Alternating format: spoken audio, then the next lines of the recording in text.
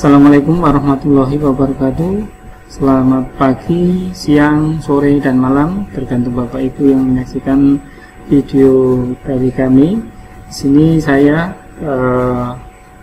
Haryanto dari PKP SDN Kabupaten Karanganyar akan menyampaikan materi, yaitu untuk sosialisasi pengelolaan kinerja pegawai ASN, yaitu peraturan Menteri Pendayagunaan Aparatur Negara dan Reformasi Birokrasi, yaitu Permenpan RB nomor 6 tahun 2022. Langsung saja, untuk menyingkat waktu, kita akan menyimak apa perbedaan dari SKP sesuai Permenpan 8 tahun 2021, dan ini ada perubahan lagi dengan Permenpan RB nomor 6 tahun 2022. Permenpan 8 itu berlaku untuk SKP bulan Juli sampai Desember 2021. Kemudian untuk Januari itu kita sudah menggunakan Permenpan 6 tahun 2022. Nanti yang akan kita bahas yaitu yang pertama,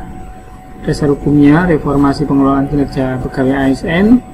Kemudian yang kedua, pengelolaan kinerja pegawai ASN. Yang ketiga, perubahan mindset pengelolaan kinerja pegawai ASN. Yang keempat adalah pengelolaan kinerja pegawai ASN. Yang kelima yaitu bagian 1, bagaimana menetapkan dan mengklarifikasi ekspektasi. Kemudian bagian kedua, bagaimana memberikan umpan balik secara berkala atau ongoing feedback. Dan yang ketujuh adalah bagaimana mengevaluasi kinerja pegawai.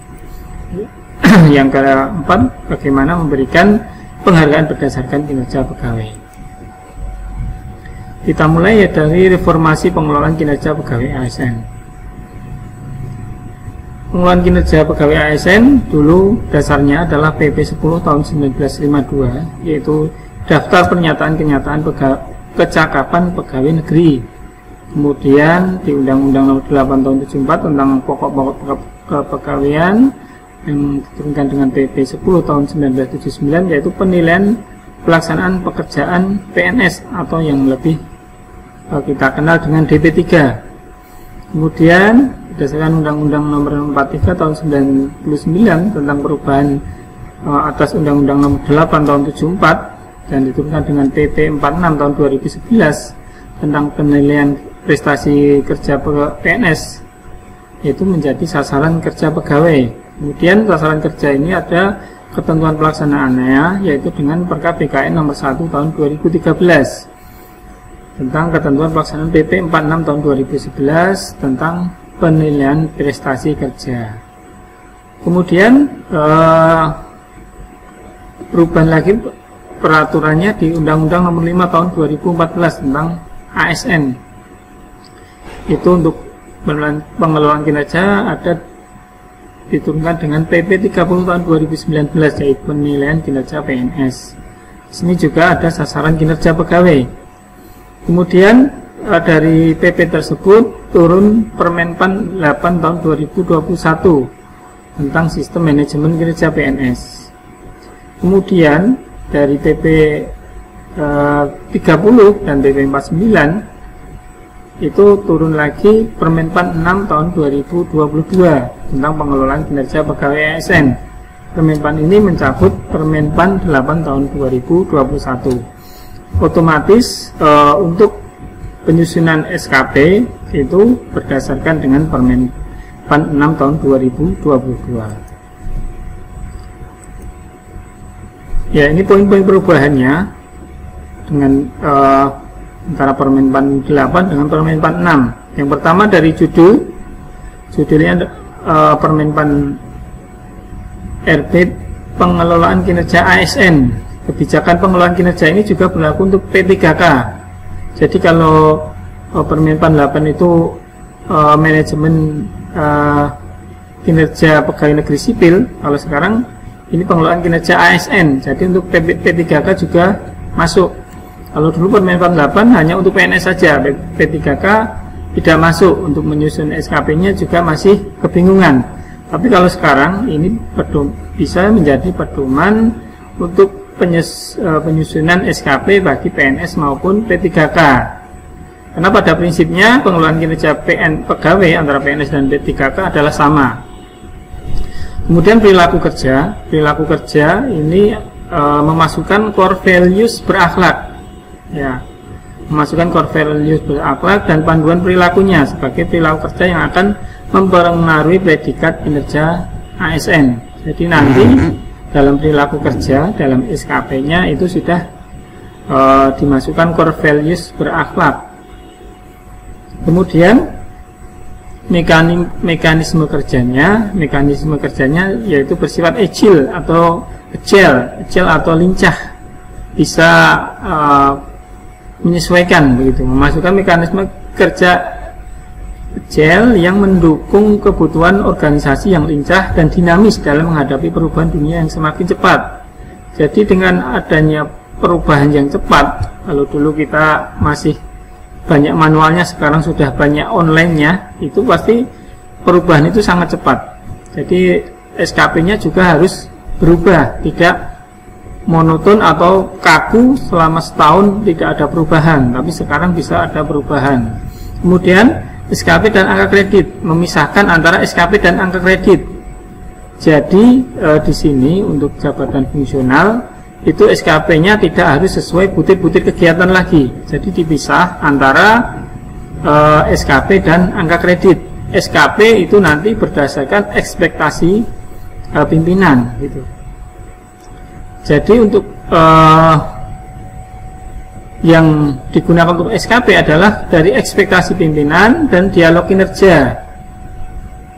Nanti ada ekspektasi pimpinan, dialog kinerja yang diharapkan lebih sering dilakukan oleh pimpinan dan pegawai. Jadi SKP nanti harus ada komunikasi antara atasan dan yang dinilai. Jadi saat ini memberikan target, kemudian beberapa bulan berikutnya di feedback apakah targetnya sudah tercapai atau apa, ada perubahan seperti itu. Jadi sangat dinamis sekali. Ya, jadi ini sistem pengelolaan kinerja yang mendukung mekanisme kerja yang agile, yaitu kalau dulu itu dari atas turun ke bawah, turun lagi. Kalau sekarang bisa saling cross function agile team, ya. Jadi organisasi tradisional dulu dari atas turun ke bawah, turun lagi ke bawah seperti ini.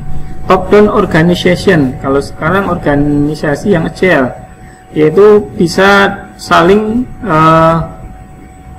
bekerja sama yang baik, tidak ada lagi atasan bawahan runtutan. Kalau dulu dari eselon 2, eselon 3, eselon 4 runtut terus, tapi sekarang bisa pemberian tugas itu bisa dari atasan langsung maupun atasannya itu bisa diberikan tugas. Kemudian ini poin-poin perubahannya. Yang pertama, ruang lingkupnya. Permenpan 8 itu ruang lingkupnya untuk PNS saja. Kalau Permenpan 6 2022 itu untuk ASN, yaitu PNS dan PPK, atau yang lebih sering kita singkat dengan P3K. Saat ini sudah banyak P3K, di Kabupaten Karanganyar sendiri sudah ada 1000-an lebih P3K. Nah, ini untuk penyusunan sasaran kinerjanya nanti sudah menggunakan Permenpan 6. Kemudian tahapan penyusunan SKP, yaitu perencanaan kinerja yang meliputi perencanaan dan penetapan SKP. Kalau sekarang masih ada juga perencanaan kinerja yang meliputi penetapan dan klarifikasi ekspektasi. Kemudian yang kedua adalah pelaksanaan pemantauan dan pembinaan kinerja pegawai yang meliputi bimbingan dan konseling kinerja. Kemudian pelaksanaan pemantauan dan pembinaan kinerja pegawai yang meliputi pendokumentasian kinerja, pemberian umpan balik berkelanjutan, dan pengembangan kinerja pegawai. Kemudian yang ketiga adalah penilaian kinerja yang meliputi penilaian SKP dan perilaku kerja. Kalau yang sekarang dengan 46, penilaian kinerja pegawai yang meliputi evaluasi kinerja pegawai dan tindak lanjut hasil evaluasi kinerja pegawai yang meliputi pemberian sanksi dan penghargaan dan sanksi. Kemudian tindak lanjut hasil penilaian kinerja yang meliputi penghargaan dan sanksi. Kalau sekarang tindak lanjut hasil evaluasi kinerja pegawai yang meliputi pemberian penghargaan dan sanksi. Kemudian poin-poin perubahannya berikutnya yaitu perilaku kerja. Permenpan 8 itu kita mengenal 8 perilaku, kalau kita singkat OKKK seperti itu. Orientasi pelayanan, komitmen, inisiatif kerja, kerjasama, dan kepemimpinan. Sekarang dari 5 perilaku ini dikembangkan, dimasukkan dalam core values ASN berakhlak. Ini merupakan pengembangan dari Permenpan 30 tahun 2019, yaitu menjadi berakhlak, berorientasi pelayanan, akuntabel, kompeten, harmonis, loyal, adaptif, dan kolaboratif.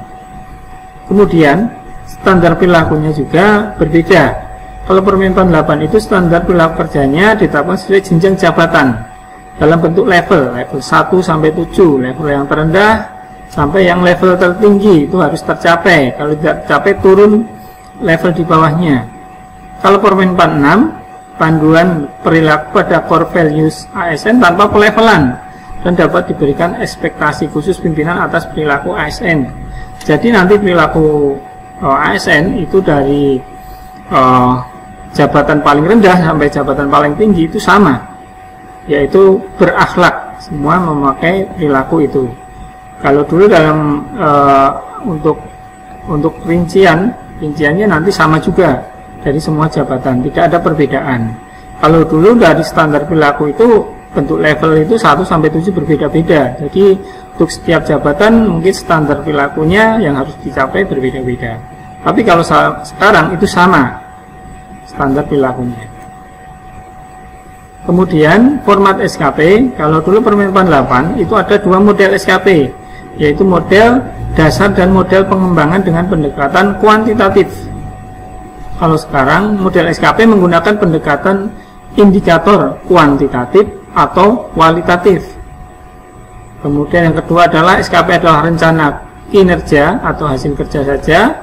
Kemudian SKP sekarang adalah rencana kinerja yang memuat hasil kerja dan perilaku kerja. Jadi sudah jadi satu. Kalau Permenpan 8 itu masih dipisah antara SKP dan hasil kerja dan perilaku kerja. Tapi kalau sekarang hasil kerja dan perilaku sudah jadi satu form. Kemudian apa yang membedakan SKP yang baru ini untuk pendekatannya, pendekatan kuantitatif atau kualitatif? Ya, kalau kuantitatif itu adalah digunakan untuk SKP yang ekspektasi pimpinan dalam indikator menekankan satuan pengukuran tertentu.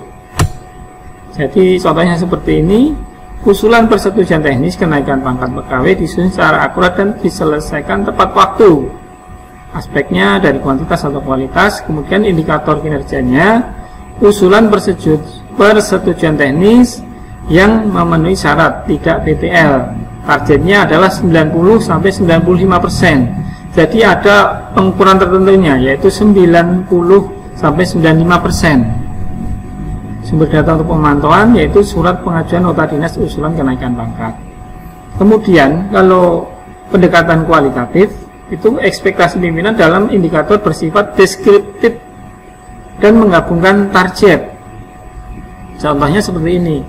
Rencana kinerjanya adalah usulan persetujuan teknis kenaikan pangkat pegawai disusun secara akurat dan diselesaikan tepat waktu. Kemudian ukuran keberhasilannya, tidak ada usulan persetujuan teknis yang BTL karena kesalahan data, pengetikan, atau verifikasi. Usulan kenaikan pangkat disampaikan kepada BKN untuk periode Oktober 2022 disampaikan tidak melebihi 25 Juli 2022. Artinya seperti itu.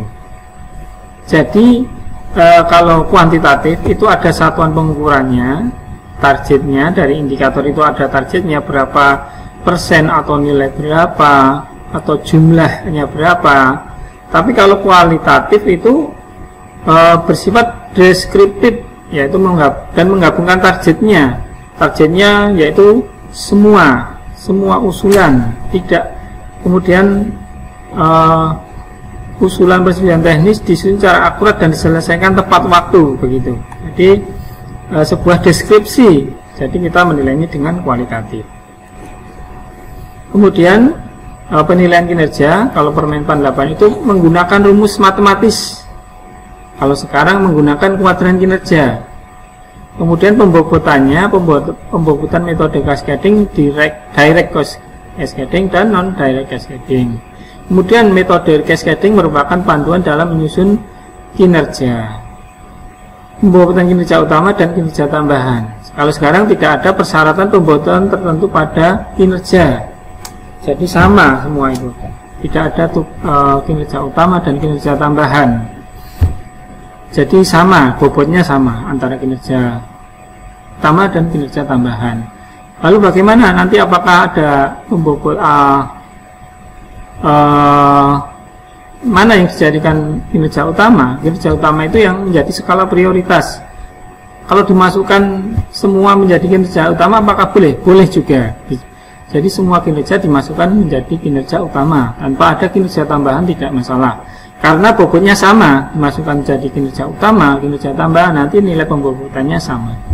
Kemudian hubungan SKP antara jabatan fungsional dan angka kredit. Jadi kalau Permenpan 8 itu untuk menyusun SKP seorang pejabat fungsional itu masih mengkaitkan dengan butir kegiatan dan angka kreditnya. Jadi di Permenpan RP tentang Jakfung ada butir-butir kegiatan dan dapat angka kredit berapa. Kinerjanya menggunakan butir-butir kegiatan tersebut. Tapi kalau Permenpan 6 itu sudah tidak lagi menggunakan butir kegiatan. Karena apa? Karena dengan adanya penyetaraan jabatan struktural menjadi fungsional, itu banyak jabatan fungsional yang tidak sesuai dengan butir-butir kegiatannya. Kalau melaksanakan kegiatan itu tidak lagi sesuai dengan butir-butir kegiatannya. Akhirnya apa? Akhirnya banyak pejabat fungsional yang tidak mau mengerjakan. Padahal kebutuhan organisasi itu yang dibutuhkan adalah organisasi itu berjalan, ekspektasi pimpinan tercapai, itu harus yang pejabat yang ada itu harus menggunakan atau harus melaksanakan kegiatan tersebut walaupun tidak sesuai dengan butir kegiatannya. Jadi nanti SKP itu tidak lagi sesuai dengan butir kegiatan, tapi sesuai ekspektasi pimpinan. Ekspektasi pimpinan mau seperti apa, itu yang menjadi SKP dari pejabat fungsional, seperti itu.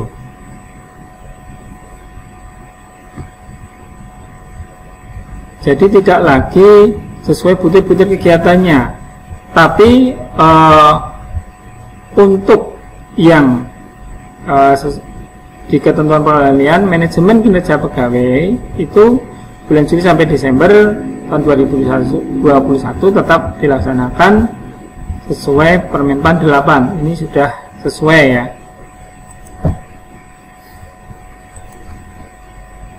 Jadi kalau nanti masih ada jabatan fungsional yang menggunakan butir kegiatan sebagai angka sebagai SKP-nya, itu masih diberi waktu sampai akhir tahun 2022.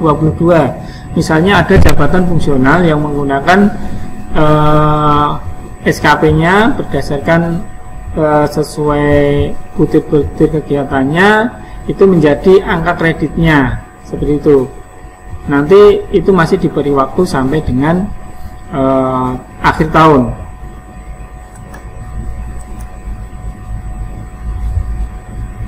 Ini isu-isu kinerja pegawai, yaitu transformasi dari PP 46 2011 menjadi PP 30 2019, dari kerja menjadi kinerja.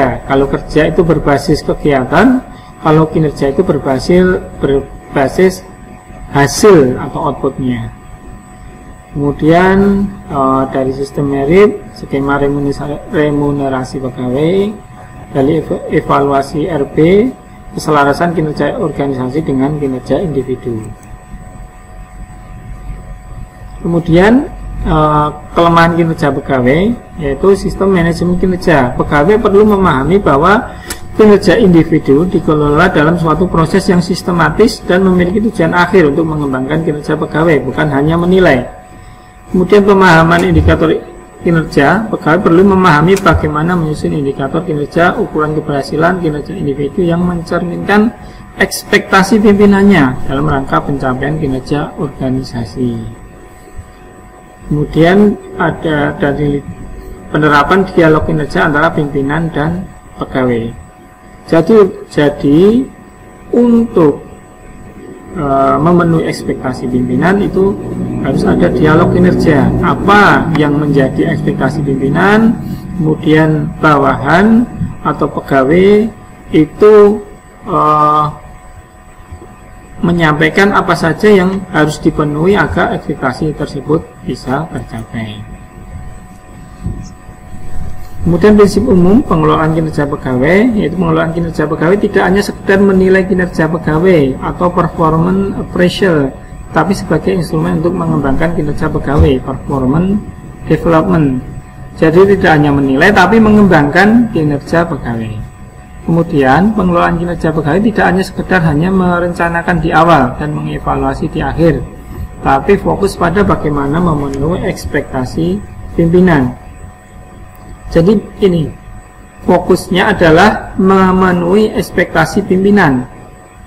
Jadi tidak kalau ada pegawai yang tidak mau mengerjakan tugasnya, seorang pejabat fungsional nggak mau mengerjakan tugasnya karena nanti nggak sesuai butir kegiatan dan tidak dapat angka kredit, itu yang harus dihindari karena sekarang harus memenuhi ekspektasi pimpinan. Lalu bagaimana dengan kenaikan pangkatnya? Kenaikan pangkatnya berdasarkan angka kredit, kemungkinan nanti untuk pejabat fungsional akan ada perubahan untuk kenaikan pangkat tersebut. Mungkin dari Kemenpan RB yang akan merumuskan kebijakan tentang cara penilaian untuk kenaikan pangkatnya. Untuk angka kreditnya mungkin ada perubahan, kita tunggu saja. Tapi untuk saat ini untuk SKP itu berdasarkan ekspektasi pimpinan, memenuhi ekspektasi pimpinan. Tidak lagi berdasarkan butir-butir kegiatan untuk pejabat fungsional. Kemudian pentingnya intensitas dialog pimpinan dan pegawai dalam pengelolaan kinerja. Jadi karena SKP ini sangat dinamis, itu harus ada dialog antara pimpinan dan pegawai. Bagaimana bila targetnya tidak tercapai, pegawai tersebut segera disampaikan oleh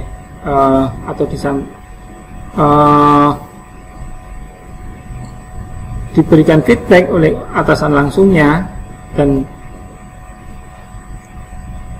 pegawai harus merespon apa feedbacknya sehingga target organisasi bisa tercapai. Kemudian kinerja individu harus mendukung keberhasilan kinerja organisasi. Jadi seorang pegawai itu bekerja itu untuk keberhasilan kinerja organisasi, bukan hanya untuk kepentingan keberhasilan dirinya sendiri. Jadi yang menjadi garis atau cetak tebal itu adalah keberhasilan kinerja organisasi. Kemudian kinerja pegawai mencerminkan hasil kerja, bukan sekedar uraian tugas serta perilaku yang ditunjukkan selama bekerja dan berinteraksi dengan orang lain. Jadi hasil kerja kita, bukan lagi uraian tugasnya. Kemudian gambaran umum pengelolaan kinerja pegawai seperti ini. Jadi yang pertama adalah penetapan dan klarifikasi ekspektasi dalam perencanaan kinerja. Ini yang pertama adalah perencanaan kinerja, penetapan dan klarifikasi ekspektasi. Maksudnya adalah seorang pimpinan menetapkan ekspektasi dari seorang pegawai tersebut apa, misalnya untuk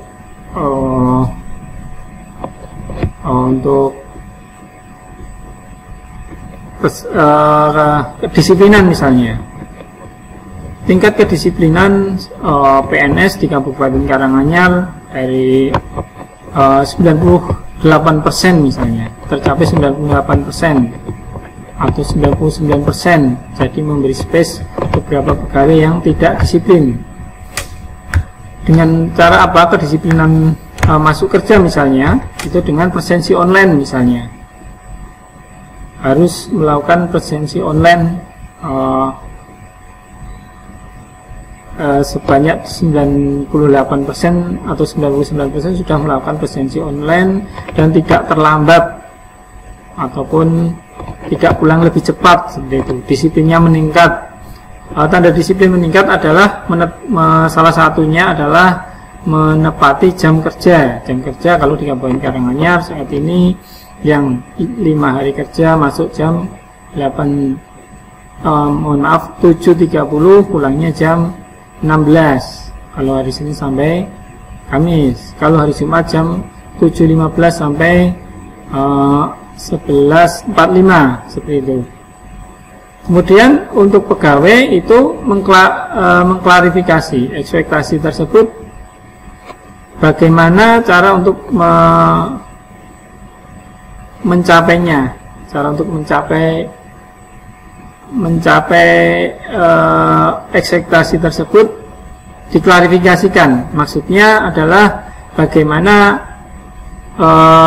saya mencapai ekspektasi pimpinan, yang saya butuhkan apa saja dari sumber daya, kemudian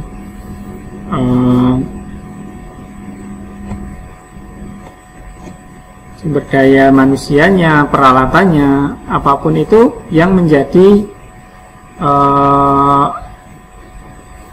kebutuhan untuk mencapai ekspektasi tersebut. Kemudian yang kedua adalah pengembangan kinerja pegawai melalui pemberian umpan balik berkala atau ongoing feedback. Ongoing feedback yaitu dialog kinerja untuk memberikan feedback, umpan balik terhadap hal-hal yang sudah baik atau hal-hal yang perlu diperbaiki pegawai kapanpun dibutuhkan. Mohon maaf sebentar.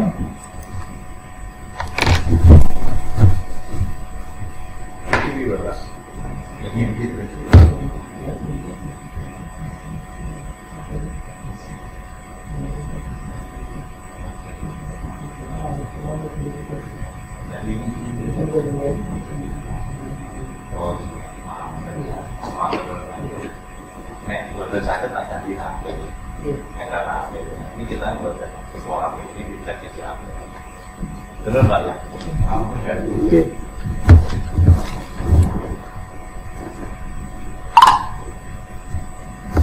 Kita lanjutkan untuk evaluasi kinerja pegawai. Evaluasi kinerja pegawai dalam siklus pendek atau short cycle atau kuartal, dan siklus penuh full cycle atau tahunan. Jadi untuk mengevaluasi kinerja pegawai itu bisa dilakukan dengan setiap bulan. Setiap bulan karena kita untuk perlu penilaian setiap bulan, karena untuk mendapatkan tambahan penghasilan pegawai itu setiap pegawai harus mempunyai hasil kerja. Hasil kerjanya apa? Dari SKP tersebut, penilaian tersebut. Jadi otomatis seorang pimpinan itu menilai pegawainya pada setiap bulan, karena nanti kalau nilainya baik bisa mendapatkan tambahan penghasilan pegawai, kalau nilainya kurang tidak bisa mendapatkan tambahan penghasilan pegawai. Otomatis untuk evaluasinya ini dilakukan setiap bulan maupun kemudian 3 bulan, dan siklus penuhnya dalam 1 tahun. Kemudian pemberian penghargaan berdasarkan kinerja pegawai. Memberikan pengakuan atau penghargaan atas keberhasilan kinerja pegawai. Jadi yang mencapai target atau sesuai ekspektasi pimpinan diberikan penghargaan. Itu. Kemudian bagian 1, bagaimana menetapkan klarifikasi dan mengklarifikasi ekspektasi. Yaitu prosedurnya, apa, kapan, dan siapa, kemudian instruksi kerjanya bagaimana. Kita lanjutkan. Kinerja atau hasil kerja yang dicapai oleh setiap, kinerja adalah hasil kerja yang dicapai oleh setiap PNS atau ASN pada organisasi, unit, dan perilaku kerja. Kemudian penyelarasan kinerja organisasi ke kinerja individu. Jadi gini, jadi sebuah kinerja organisasi itu kalau di pusat itu berdasarkan RPJM, kalau di daerah RPJMD, kemudian turun menjadi Renstra. Dari Renstra ini menjadi perjanjian kinerja antara kepala daerah dengan kepala UPD. Kepala UPD kemudian dari perjanjian kinerja ini menjadi SKP jabatan pimpinan tinggi. Kalau di Kabupaten Karanganyar adalah JPT Pratama atau kepala UPD eselon 2. Kemudian dari SKP ini turun menjadi dengan dialog kinerja menjadi SKP jabatan administrasi di bawahnya, dan juga bisa langsung menjadi SKP jabatan fungsional di bawahnya kalau memang strukturnya di bawah jabatan fungsional tersebut di bawah JPT. Kemudian untuk SKP jabatan administrasi ini untuk sekretaris, kepala bidang, seperti itu. Jadi ada dialog kinerja antara JPT dengan jabatan administrator. Kemudian bagaimana penyelarasan kinerja organisasi ke kinerja individu, yaitu dengan dari unit kerja ada outcome, output, dan layanan menjadi kinerja ini menjadi SKP JPT. Jadi tadi dari perjanjian kinerja itu menjadi SKP JPT. Di sini ada hasil kerja itu sesuai nanti kita berikan contoh dari perjanjian kinerja. Hasil kerjanya berupa outcome, output, dan layanan. Kemudian prosesnya, bagaimana rencana aksinya untuk mencapai tersebut, rencana aksinya apa, kemudian inisiatif strategisnya bagaimana. Kemudian rencana aksi ini dilaksanakan oleh pegawai di bawah JPT, yaitu dibuat dengan metrik peran dan hasil. Kemudian inisiatif strategis juga dilaksanakan oleh pegawai di bawah JPT, metrik peran hasil pegawai. Kemudian menjadi SKP pegawai di bawah JPT. Jadi menjadi dari metrik peran dan hasil ini bisa menjadi SKP untuk jabatan administrasi maupun jabatan fungsional. Kemudian dari SKP JPT tadi ada hasil kerja dan perilaku kerja, itu yang dinilai.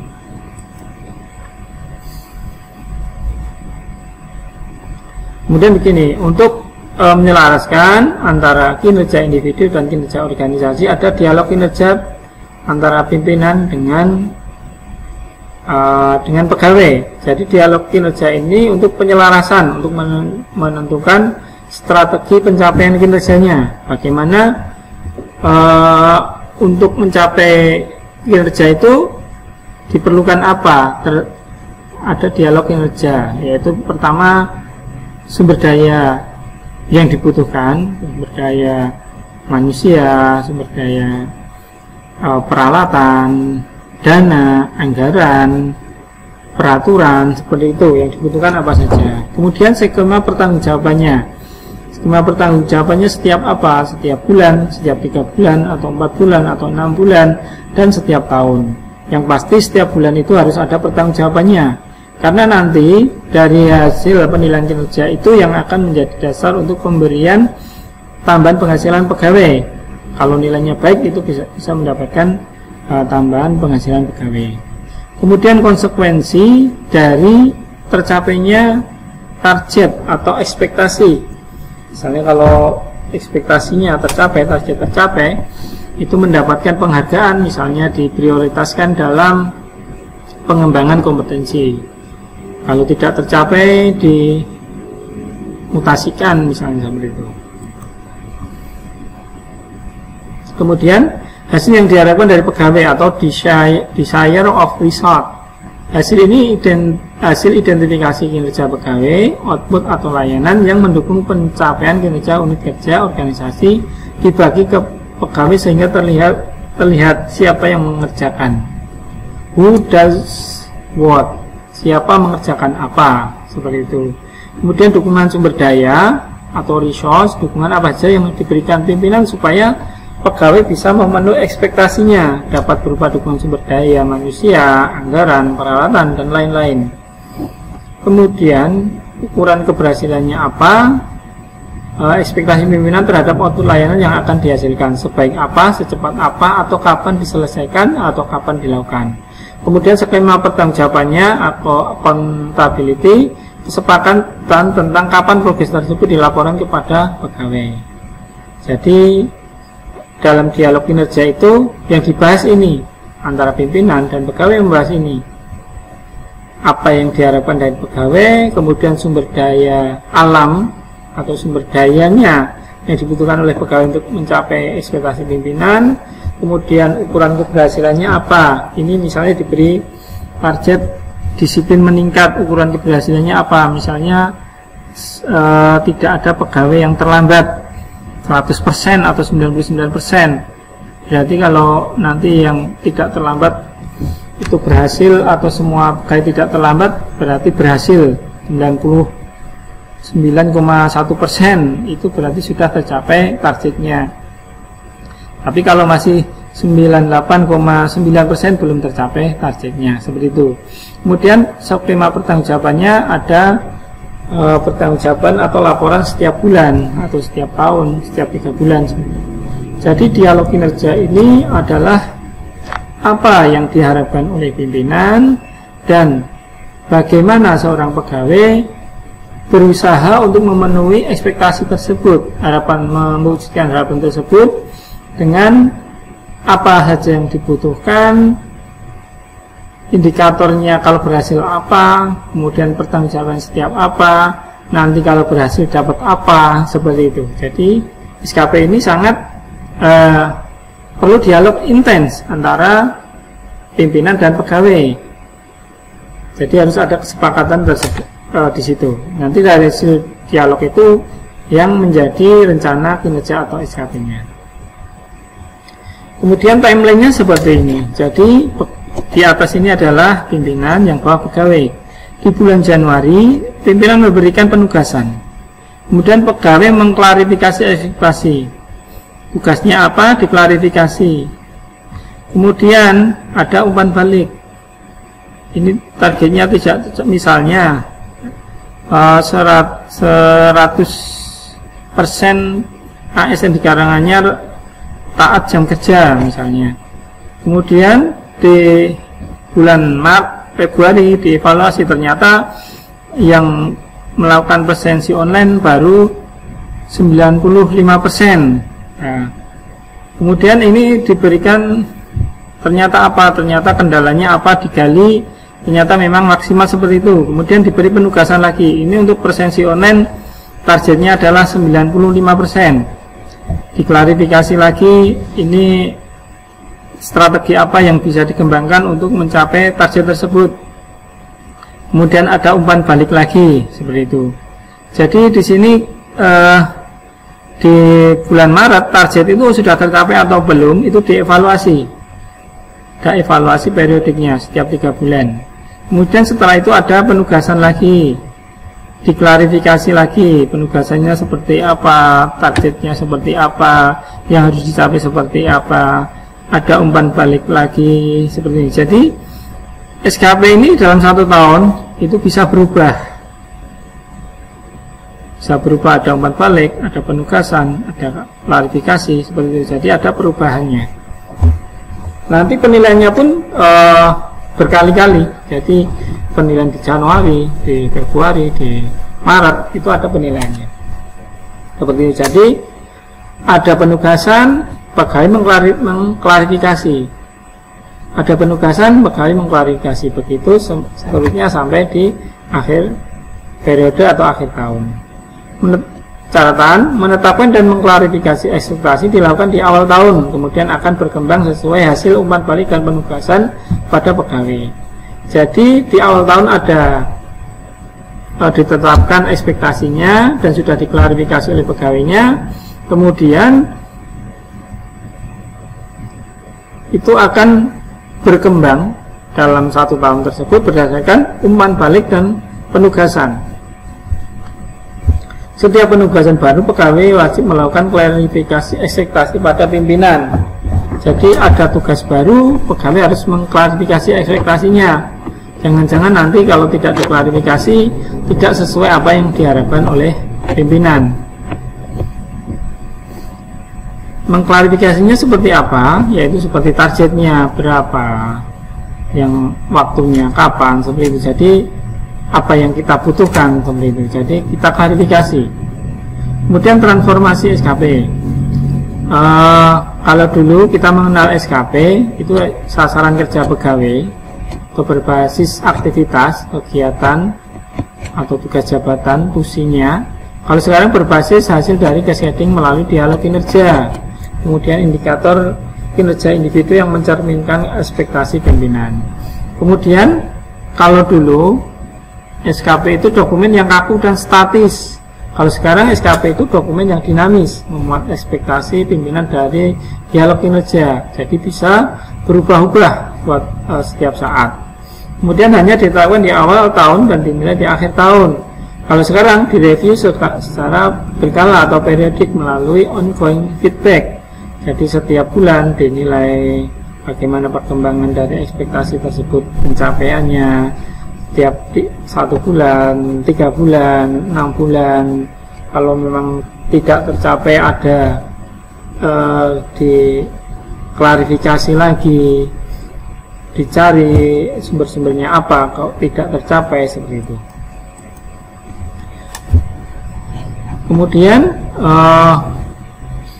ini untuk perilaku kerja, tadi ada kinerja individu, kinerja organisasi. Untuk menyambungkan ini ada dialog kinerja untuk menggabungkan ini.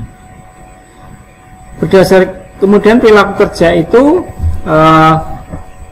dalam tadi ada dialog kinerja itu juga membahas perilaku kerja. Jadi perilaku berakhlak ini juga disampaikan pada waktu dialog kinerja. Jadi harapan dari ASN itu apa, dari pegawai itu apa? Yang pertama berorientasi pelayanan, kemudian akuntabel, kompeten, harmonis, loyal, adaptif, dan kolaboratif. Jadi ini disampaikan kepada pegawai.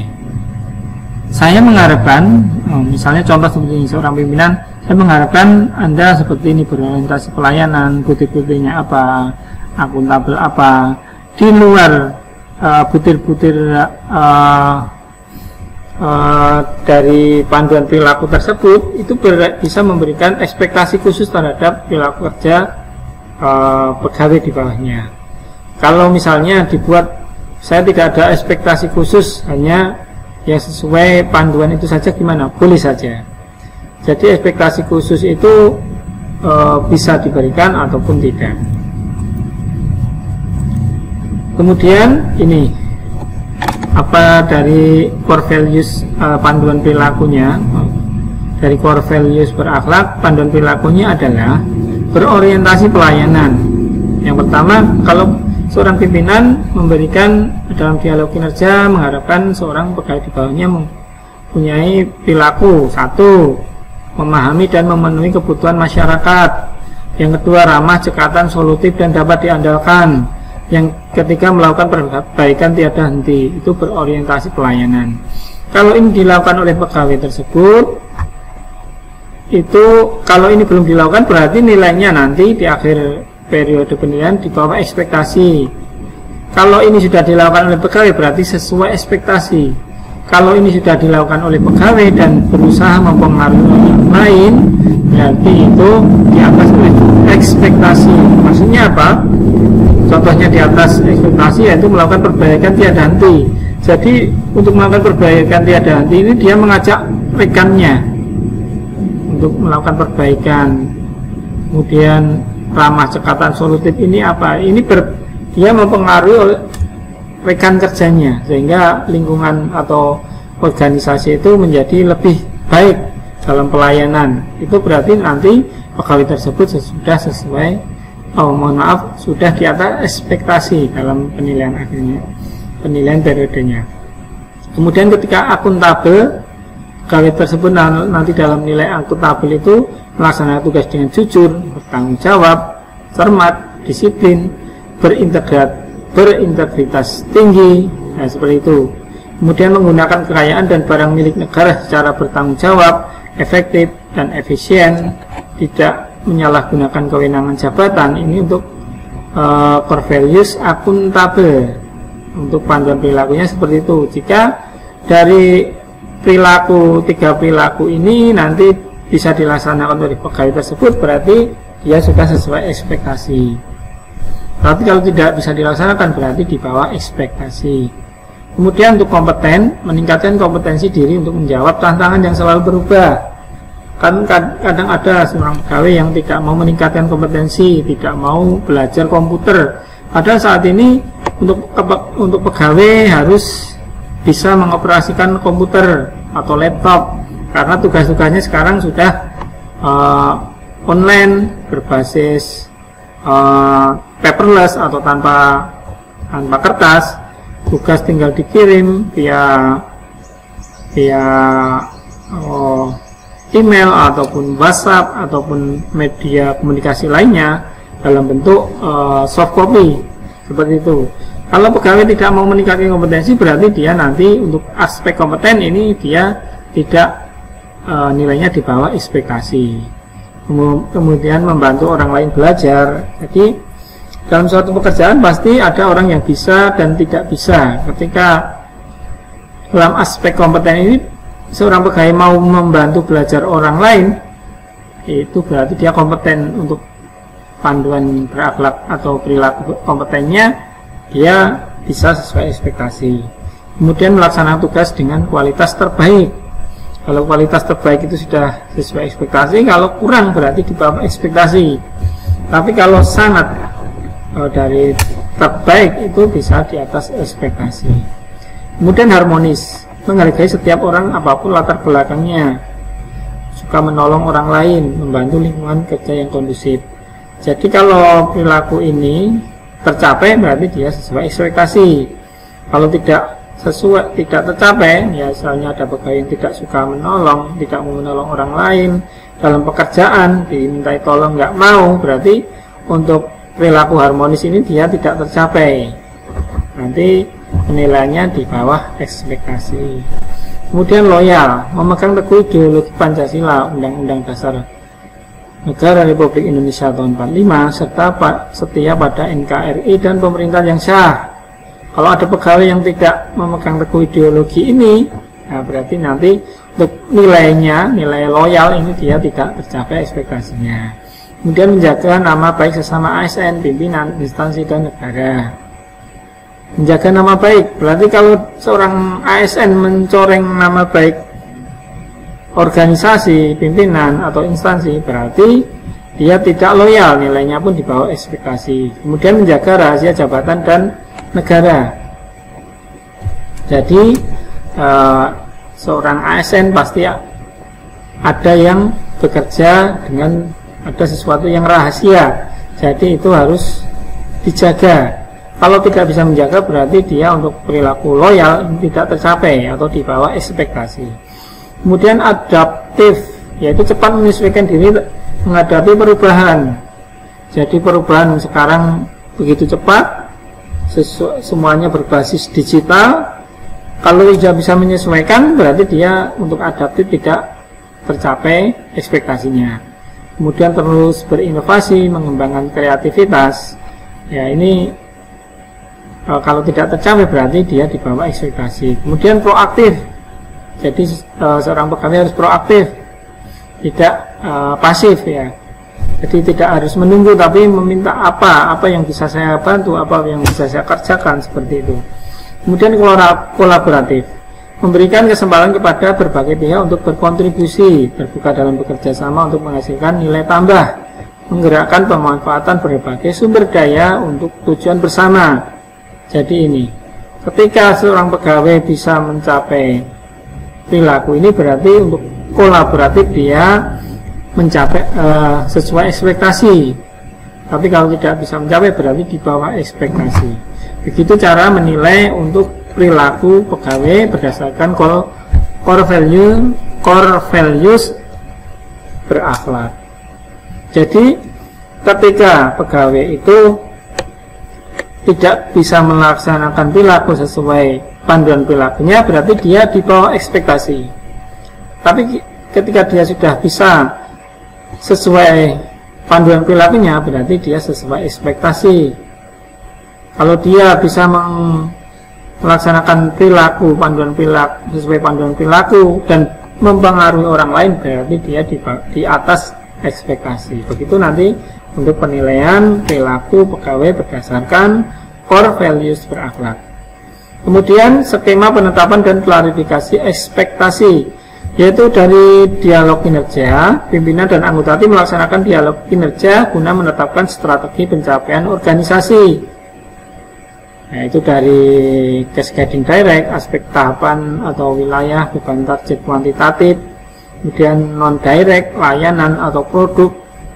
Jadi sesuatu produk di pemerintahan itu pasti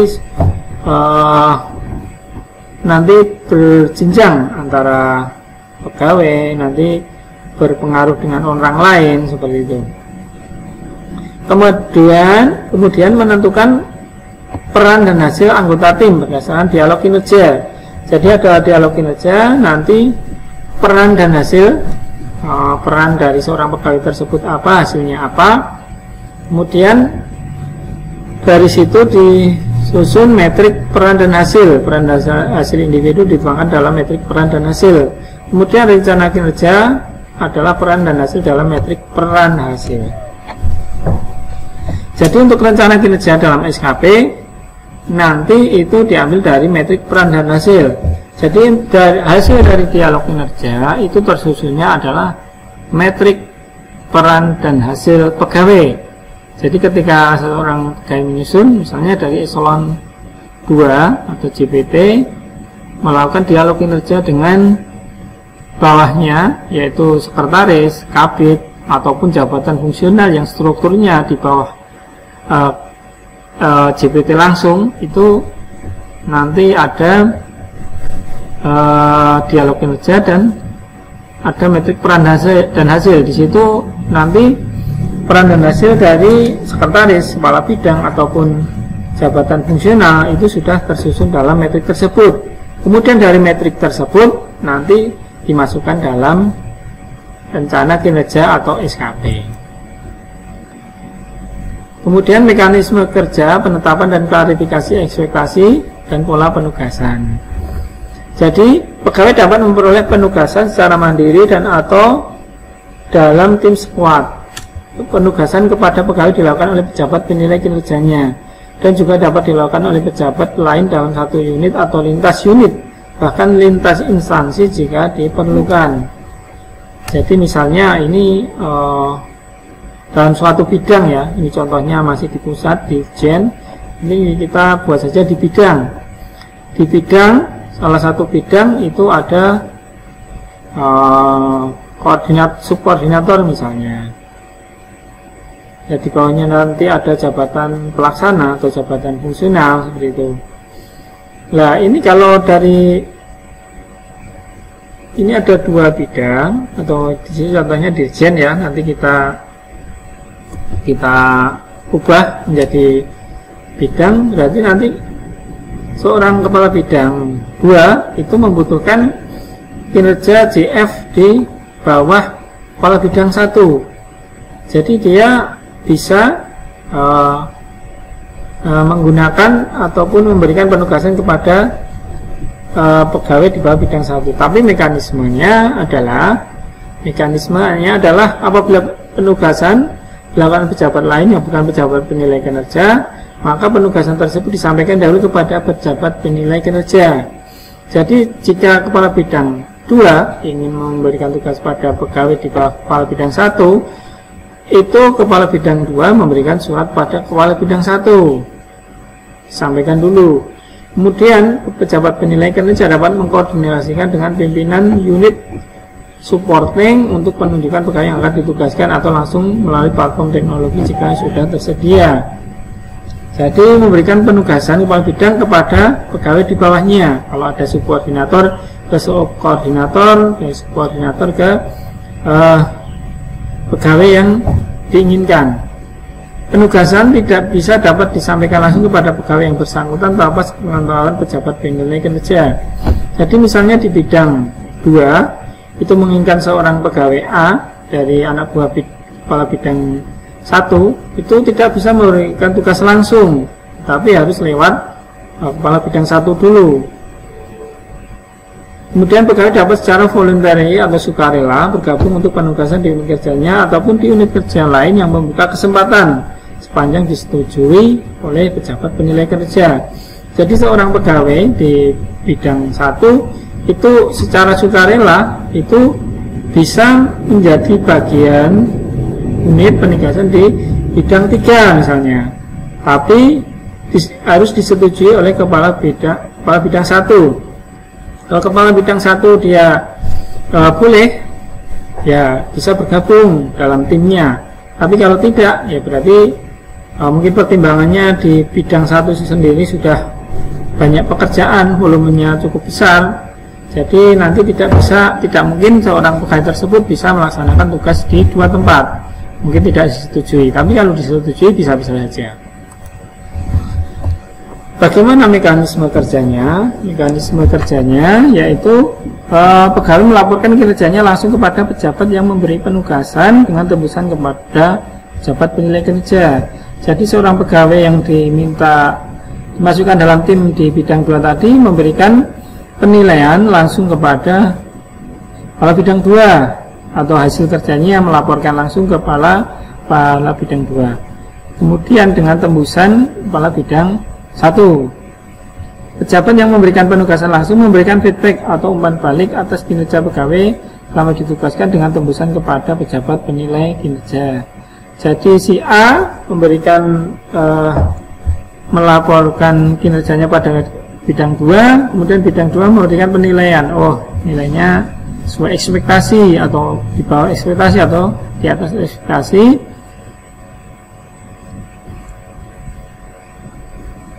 Langsung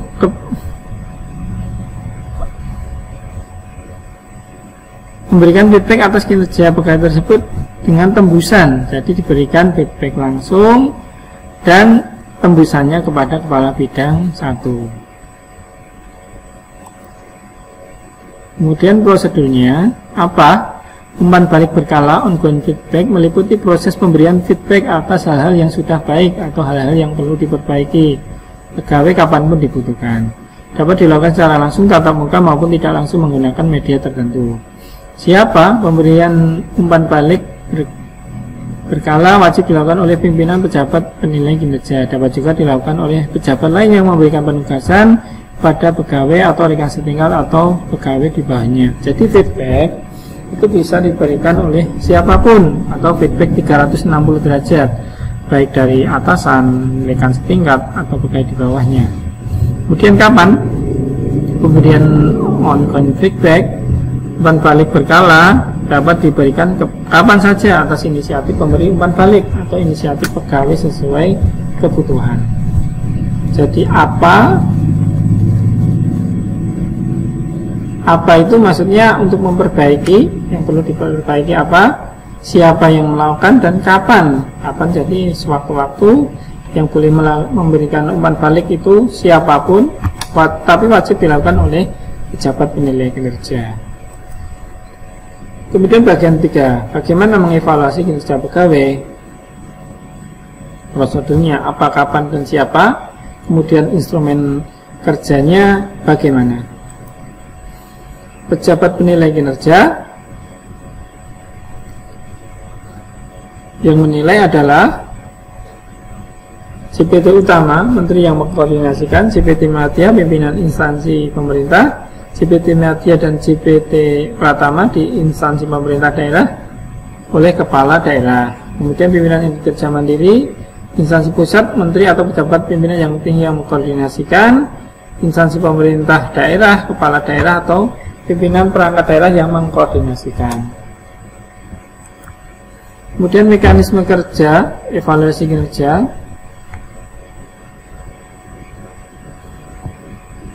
Evaluasi kinerja pegawai dilakukan oleh pejabat penilai kinerja. Dalam hal pegawai mendapat penugasan selain dari pejabat penilai kinerja, maka umpan balik masukan dari pejabat yang menugaskan tersebut perlu dipertimbangkan oleh pejabat penilai kinerja.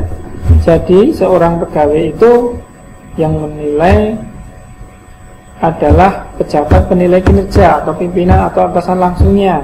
Tapi kalau seorang pegawai yang dinilai itu juga mendapatkan tugas menjadi tim dari pimpinan lain, itu maka umpan baliknya juga dipertimbangkan. Misalnya seorang pegawai ikut dalam tim lain, maka kalau nilainya dia jelek, maka dia menjadi bahan pertimbangan untuk seorang pejabat penilai untuk menilai.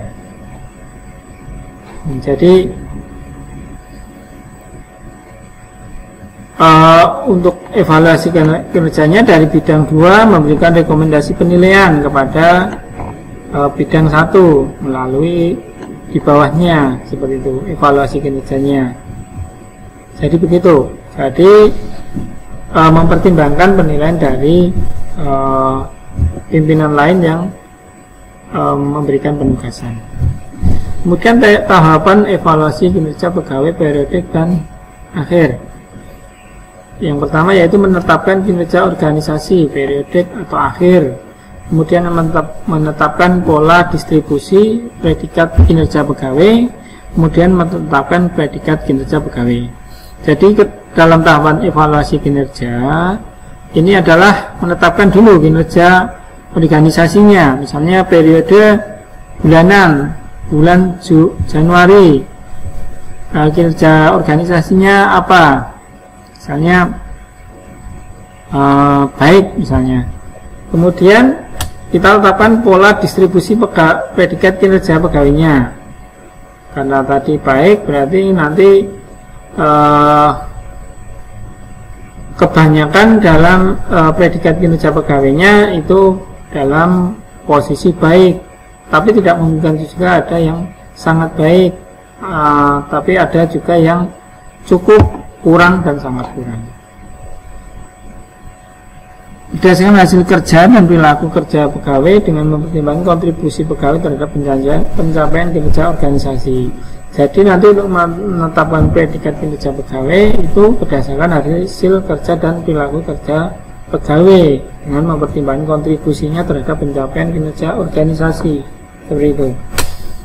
Jadi ada kinerja pegawai bagaimana dinilai dahulu, kemudian menetapkan pola distribusinya, kemudian menetapkan predikat kinerja pegawainya. Kemudian ini penetapan predikat kinerja pegawai. Capaian kinerja organisasi merupakan capaian atau milestone trajectory target. Istimewa itu ketika melampaui trajektori target. Kemudian sesuai baik itu sesuai trajektori target. Kemudian kalau nilai organisasi cukup itu sudah berproses namun butuh perbaikan. Tapi kalau kurang itu realisasi di bawah target. Saat kurang realisasi jauh di bawah target. Jadi capaian kinerja organisasi dinilai dulu istimewa, baik, cukup, kurang, atau sangat kurang. Kemudian dibuat pola distribusi pegawai berdasarkan distribution guidelines ya. Kemudian predikat kinerja pegawai ini kuadrannya.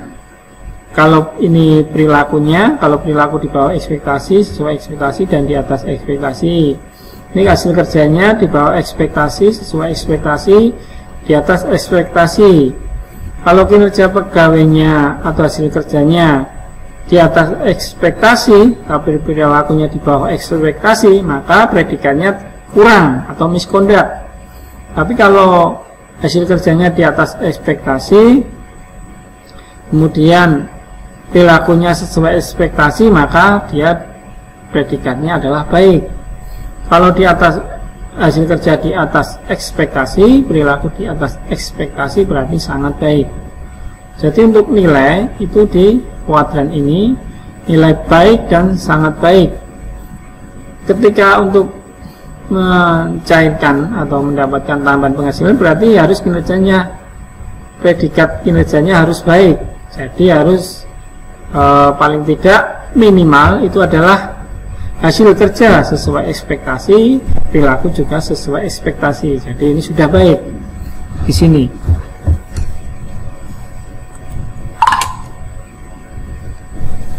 Kemudian ini untuk penetapan predikat kinerja pegawai pada akhir.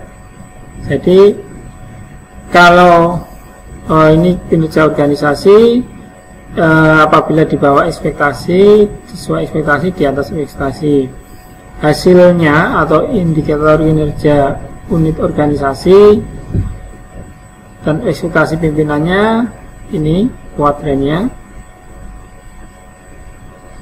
Kemudian prosesnya ini, kalau kurang, prosesnya kurang, hasilnya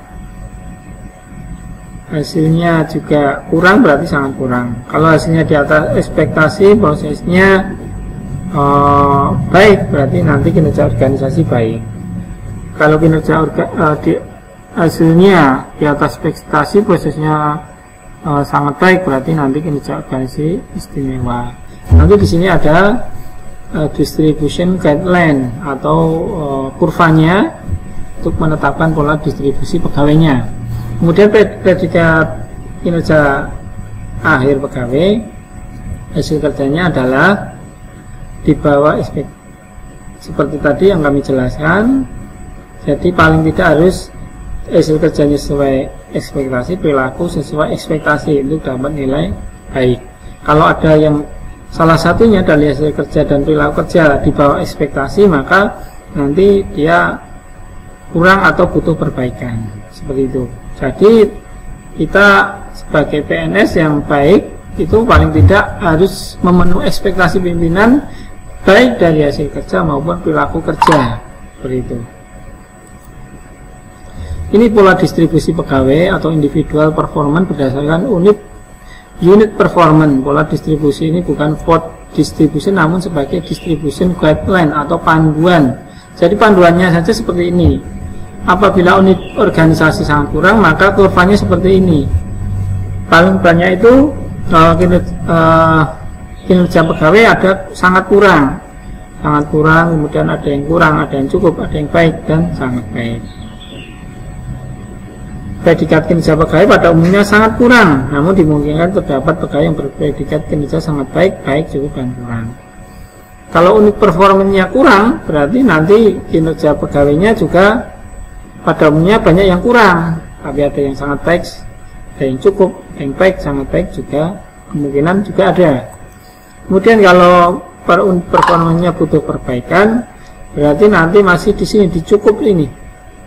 Jadi pada umumnya predikat pegawai cukup, ya, predikat pegawai hanya cukup, tapi pasti ada yang sangat baik, baik, kurang, dan sangat kurang. Ini untuk unit organisasi baik, paling tidak kita mencapai di unit organisasi ini. Berarti nanti untuk kemungkinan banyak pegawai yang nilainya baik, predikat kinerjanya baik, tapi ada juga yang sangat kurang, cukup, maupun sangat baik. Ini untuk unit performance istimewa, berarti nanti predikat kinerja pegawainya sangat baik, pada umumnya sangat baik. Jadi dari 50 orang misalnya, yang 35 orang sangat baik, 10 orang baik, 3 orang cukup, 1 orang, 2 orang kurang, 1 orang sangat kurang, seperti itu. Kemungkinan masih ada juga yang seperti itu. Kemudian penjelasan rating kinerja pegawai. Panduan rating hasil kinerja pegawai. Di atas ekspektasi, ini untuk hasil kerja. Apabila di atas ekspektasi, maka sebagian besar atau seluruh hasil kerja di atas ekspektasi dan tidak ada hasil kerja utama yang di bawah ekspektasi, dan umpan balik sebagian atau seluruhnya menunjukkan respon positif. Kemudian kalau sesuai ekspektasi, sebagian besar atau seluruh hasil kerja sesuai ekspektasi, dan hasil sebagian kecil hasil kerja utama yang di bawah ekspektasi. Umpan baliknya sebagian menunjukkan respon positif. Kalau di bawah ekspektasi, sebagian besar atau seluruh kinerja utama di bawah ekspektasi. Umpan baliknya yang diberikan mendapatkan tidak menunjukkan respon positif. Diberi umpan balik tidak ada respon, tetap sama saja. Sudah ada penurunan target, tetap tidak mau bekerja, akhirnya target tidak tercapai. makanya nanti hasil kerjanya di bawah ekspektasi. Kemudian untuk perilaku kerja, panduan ratingnya adalah di atas ekspektasi kalau pegawai tersebut secara konsisten menjalankan core values ASN untuk diri sendiri dan orang lain. Jadi ini kalau seorang pegawai menjalankan panduan core values ASN tadi untuk diri sendiri dan orang lain, berarti dia di atas ekspektasi. Tapi kalau pegawai tersebut secara konsisten menjalankan core values ASN untuk diri sendiri, berarti sesuai ekspektasi. Kalau di bawah ekspektasi, berarti pegawai tersebut belum secara konsisten menjalankan core values ASN. Jadi perilaku tadi yang saya jelaskan, apabila pegawai tersebut belum konsisten saat ini, misalnya suatu saat menjalankan core values, suatu saat tidak, berarti dia masih di bawah ekspektasi. Tapi kalau sudah konsisten setiap saat menjalankan core values, berarti sesuai ekspektasi. Jadi begitu untuk penilaiannya, Bapak Ibu semua. Begitu untuk penilaian penjelasan rating kerja pegawai untuk hasil kerja dan perilaku kerjanya. Jadi kita usahakan kita berada di sini, kuadran ini, baik, baik, dan sangat baik, yang oranye ataupun merah. Itu. Ini format untuk dokumen evaluasi kinerja pegawai untuk triwulan atau bulanan. Ya, untuk triwulan nanti evaluasinya, nama pegawai, jabat penilai. Kemudian di sini ada capaian kinerja organisasi dan predikat pegawai. Nah, predikat pegawai ini yang menjadi dasar tunjangan kinerja pegawai. Kalau di karangannya berarti nanti menjadi dasar untuk mendapatkan tambahan penghasilan pegawai. Ya, tergantung predikatnya baik atau kurang atau cukup, seperti itu. Nanti yang menjadi dasar pemberian tambahan penghasilan pegawai. Kemudian bagian 4, bagaimana memberikan penghargaan berdasarkan kinerja pegawai, yaitu prosedurnya apa, kapan, dan siapa, instruksi kerjanya bagaimana. Kita lihat pentingnya manajemen kinerja PNS, yaitu yang pertama untuk pengembangan karir PNS, untuk mutasi, promosi, dan pengembangan kompetensi berdasarkan kinerja. Kemudian manajemen talenta, kinerja pegawai harus menjadi salah satu dasar penempatan talent pool. Kemudian tunjangan kinerja dibayarkan berdasarkan pencapaian kinerja. Jadi yang pencapaian kinerjanya baik itu harus ya tunjangannya ya harus baik. Jangan sampai yang kinerjanya cukup dapat lebih tinggi dari yang baik. Jadi tergantung kinerjanya bagaimana, nanti berpengaruh dengan tunjangan kinerjanya. Kemudian pemberian penghargaan.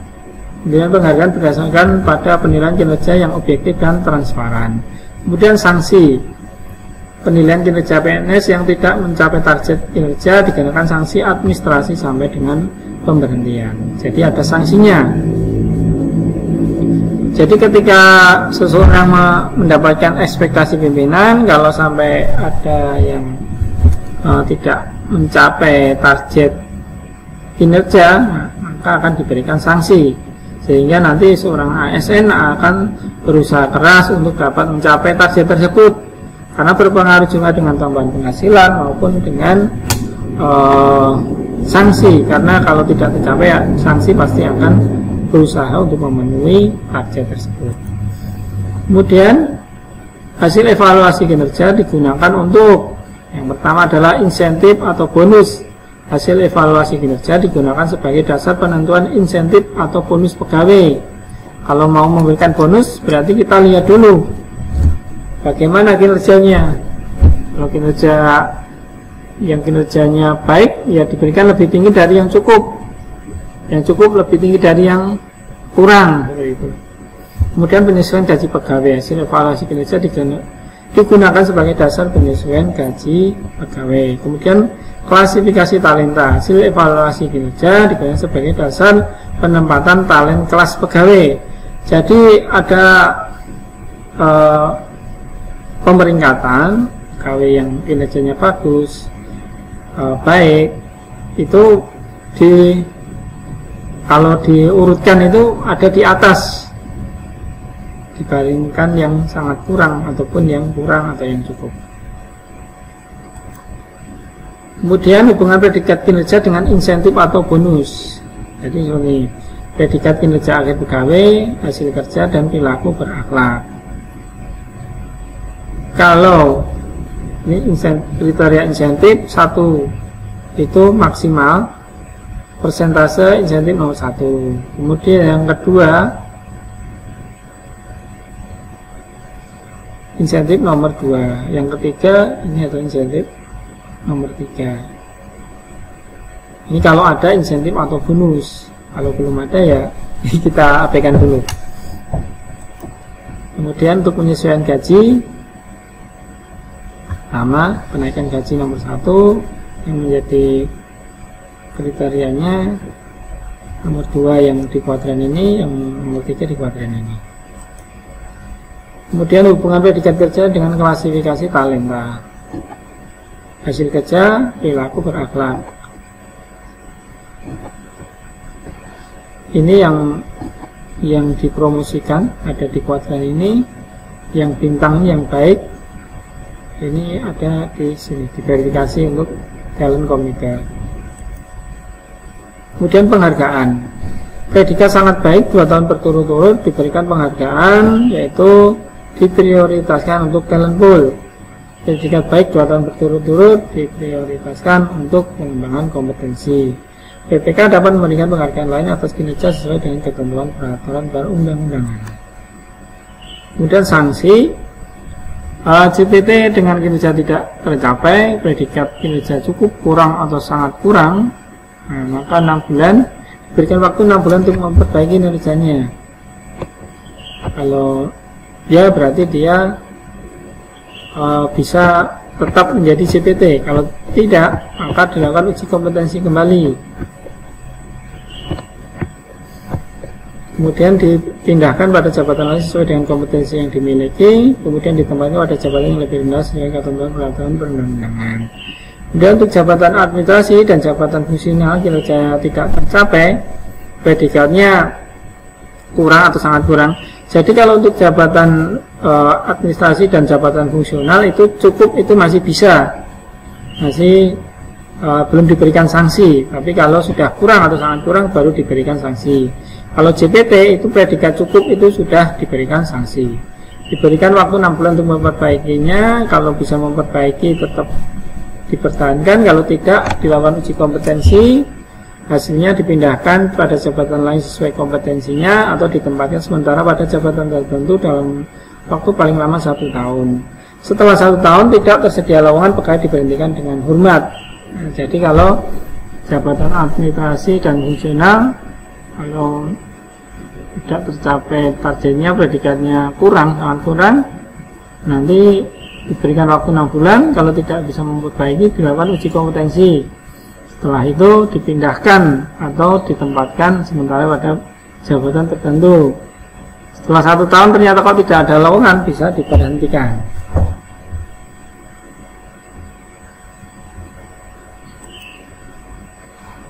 Ya, begitu Bapak Ibu tentang penjelasan kami untuk peraturan Menteri PAN RB nomor 6 tahun 2022 tentang pengelolaan kinerja pegawai ASN. Semoga Bapak Ibu semua bisa menyimaknya dari awal sampai akhir sehingga mendapatkan gambaran antara perubahan atau perbedaan dari peraturan nomor 8, peraturan Permenpan RB nomor 8 tahun 2021 dan Permenpan RB nomor 6 tahun 2022. Nanti setelah ini akan kami berikan contoh untuk penyusunan SKP dari jabatan pimpinan tinggi, baik untuk pendekatan kuantitatif maupun kualitatif. Juga akan kami berikan contoh juga untuk penyusunan SKP bagi jabatan administrasi maupun jabatan fungsional. Jadi nanti untuk format jabatan, format SKP-nya untuk jabatan administrasi, jabatan fungsional, jabatan pelaksana itu sama formatnya. Jadi yang berbeda hanya format untuk jabatan pimpinan tinggi. Demikian Bapak Ibu semua yang dapat kami sampaikan. Nanti pada video berikutnya akan kami sampaikan contoh untuk penyusunan SKP untuk prakteknya. Jadi nanti Bapak Ibu bisa mendownload untuk materinya, materi contohnya, dan bisa mempraktekkan dengan melihat panduan yang kami berikan. Demikian yang dapat kami sampaikan. Banyak kurangnya saya mohon maaf yang sebesar-besarnya. Semoga dapat membantu Bapak Ibu semua untuk memahami peraturan Menteri Pan RB nomor 6 tahun 2022. Kami cukupkan sekian. Bila taufiq wal hidayah. Wassalamualaikum warahmatullahi wabarakatuh.